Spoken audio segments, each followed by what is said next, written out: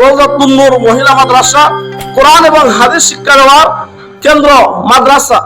এই মাদ্রাসার মধ্যে যারা শিক্ষা করবে এবং যারা শিক্ষা দিবে তারা হলো দুনিয়ার শ্রেষ্ঠ মানুষ। আল্লাহ রাব্বুল আলামিনের কালাম সর্বপ্রথম হযরত জিবরাইল আলাইহিস সালাতু ওয়াস সালাম নিয়ে আসছিলেন এবং আল্লাহর রাসূল সাল্লাল্লাহু আলাইহি ওয়াসাল্লামকে বলেছিলেন, আপনি পড়ুন ইকরা বিসমি রাব্বিকাল্লাযী খলাক।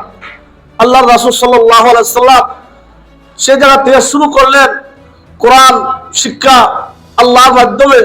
আল্লাহ রাব্বুল আলামিন জিবরাইলের মাধ্যমে কোরআন নাযিল করেছেন। মুহাম্মদুর রাসূলুল্লাহ সাল্লাল্লাহু আলাইহি ওয়াসাল্লাম সেই কোরআন আমাদের কাছে শিক্ষা দিয়েছেন। আল্লাহর রাসূল আসহাবে সুফফা সাহাবায়ে কেরামকে দিয়ে একটা মাদ্রাসা প্রতিষ্ঠা করেছিলেন, যে মাদ্রাসার মধ্যে সাহাবায়ে কেরামকে কোরআন শিক্ষা দিয়েছিলেন। তো এভাবে ধারাবাহিকভাবে কোরআন এবং হাদিসের শিক্ষা রাসূল আকরাম সাল্লাল্লাহু আলাইহি ওয়াসাল্লাম থেকে নিয়ে আজ পর্যন্ত কিয়ামত পর্যন্ত দায়ম থাকবে। এই শিক্ষা হলো দুনিয়ার মধ্যে সর্বোৎকৃষ্ট শিক্ষা। আল্লাহর রাসূল সাল্লাল্লাহু আলাইহি ওয়াসাল্লাম হাদিস শরীফে ফরমান, খায়রুকুম মান তাআল্লামাল কুরআনা ওয়া আল্লামাহু।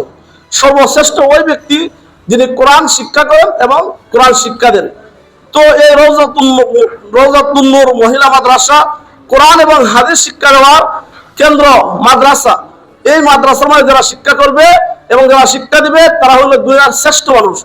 সুতরাং আল্লাহর রাসূল সাল্লাল্লাহু আলাইহি ওয়াসাল্লামের প্রেরিত দ্বীনকে তারা শিক্ষা দিবে এবং শিক্ষা করবে। এই দ্বীন যারা শিক্ষা করবে তারা দ্বীনের উপর চলতে পারবে সহজভাবে। এজন্য বলা হয় যে দ্বীন শিক্ষা করার জন্য কষ্ট করতে হয়, মেহনত করতে হয়। মেহনত ছাড়া দ্বীন শিক্ষা করা যায় না।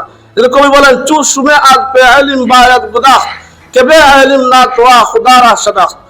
আল্লাহ রাব্বুল আলামিনের পরিচয় যদি কেউ জানতে চায় সর্বপ্রথম ইলম শিক্ষা করতে হবে। আর ইলম শিক্ষা ছাড়া আল্লাহর পরিচয় পাওয়া যায় না। আর ইলম শিক্ষার মার্কাজ হলো মাদ্রাসা। তো এই মাদ্রাসা আল্লাহ তাআলার জন্য কবুল করেন। মাদ্রাসার আসহাবে কেরাম এবং ওলামাদেরকে আল্লাহ তাআলা কবুল করেন।